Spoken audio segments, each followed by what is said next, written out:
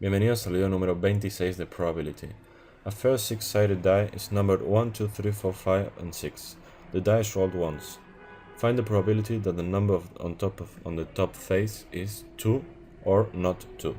Entonces tenemos un dado de 6 caras, fair, o sea que no está trucado, numerado del 1 al 6, lo tiran una vez. Tenemos que encontrar la probabilidad de que el número en la cara de arriba sea 2 o bien no sea 2. Entonces, sobre un total de 6 probabilidades, la probabilidad de que sea 2 es 1, porque tenemos una vez el número 2. Y la probabilidad de que no sea 2 son las otras 5, entonces 5 de 6.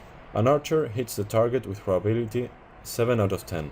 He takes 50 shots at the target. How many times does he expect to hit the target? Entonces, un arquero que tira flechas le pega al blanco con la probabilidad 7 sobre 10, o sea, 7 de cada 10 tiros le pega. Y acá nos dicen que dispara 50 tiros al objetivo.